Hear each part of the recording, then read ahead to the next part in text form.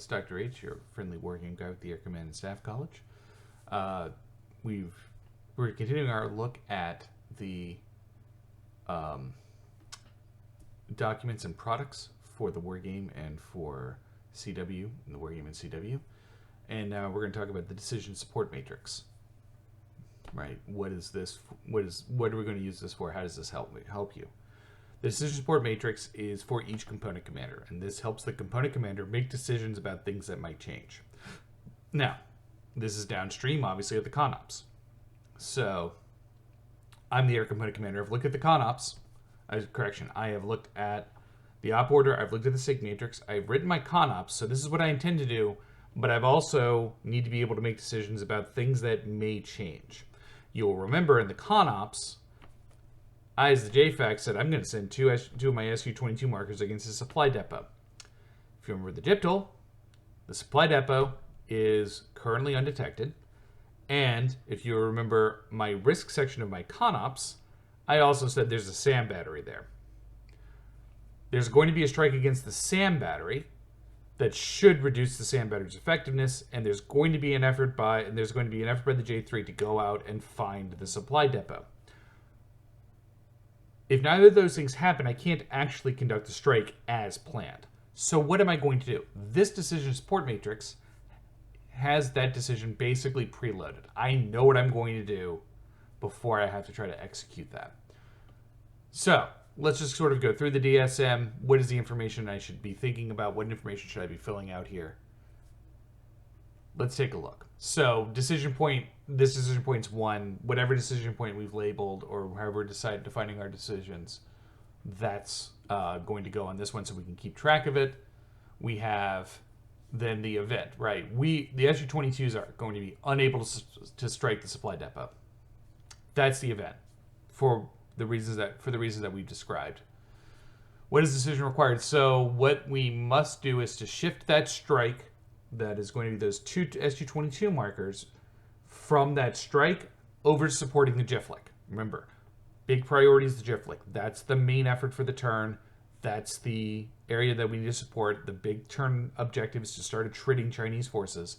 So I'm going to take the SU-22s that we're going to go to the supply depot, which we were striking in order to weaken one of the axes and make one of the axes less effective by blowing up the supplies. We're not going to be able to do that, so we're going to give it to the GIFLIC and make the GIFLIC make a decision here.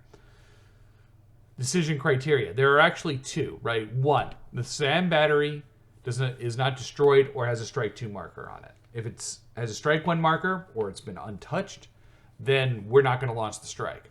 Or alternatively, the supply depot has not been detected. Right? One of those 2 things makes it impossible for us to launch the strike, so we're not going to do that. What's the source of information? That's going to be the game state. Right? We're going to know by talking to people and keeping track of the COP, the Common Operating Picture. We'll know how that functions. We'll understand that situation when it's time to execute the strike. So, assets available. This goes through all the domains, right? There may be more in-depth decision support matrices that we want to make. This one's pretty simple. It's going to be these 2 It's going to be these 2 SU-22 markers. Pretty simple, pretty straightforward. We don't have other forces under our control, but if we did, we would put them in here too. So JFAC actions, we can change JFAC to anybody else, JFC, GIFLIC, whoever we want. What are the actions going to be? Well, we're going to increase, right, our support. We're going to change our support of the JFAC from 2 SU-22s to 4, right? We're going to have 2 that we're going to give to the JFAC no matter what. Then now we're going to make it 4. So, if we can't pull this off, what is the enemy going to do in response? Right? That's an important part of considering this decision and telling everybody what's changing or what changes to anticipate. What direction are we going to go? So, they're going to attack more intensely along this axis, right? The axis between Calbai, which is on the west side of the map, attacking east into Hanoi. They're going to drive harder on that because we didn't blow up the supply depot. That's going to be that's the big thing that they were trying to do, and they will intensify their attacks, right? They'll be able to attack stronger on that axis with the supply depots still intact. What are they going to be looking for? They're going to be looking to inflict casualties. So what's the attrition rate of Vietnamese forces in the area? And then they want to monitor their own attrition rate and their own supply situation. So they're going to be monitoring what the effectiveness of the army attacking down that axis is, and then what is the supply situation that they're looking at, right? That's what the enemy is. Remember, this second row here is enemy focused. So what is the enemy doing? Then we have to start thinking about risk, right? What risks that we were hoping to get rid of or mitigate or now have appeared because we couldn't strike that supply depot. So the big thing to think about is that, again, what is the enemy going to do in response to us not striking that supply depot? They're going to intensify their attacks. They're going to be more effective going down that axis. So what does that mean for us? It means that it's going to be harder to defend there. That's the impact to our mission, right? The enemy will be more effective there. We were hoping to make them less effective by striking the supply depot. They'll be more effective than we anticipated going in there. So that's a massive risk to our mission, right? That we need that supply depot gone. It's not going to be gone to weaken enemy forces. So how are we going to do that? Like, what are we going to do about that risk?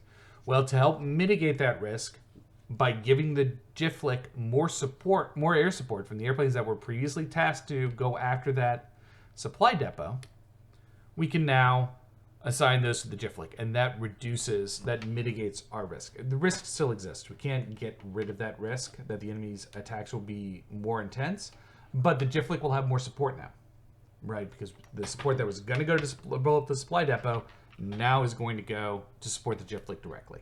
More efficient to blow up the supply depot. This is what we got. This is our best answer.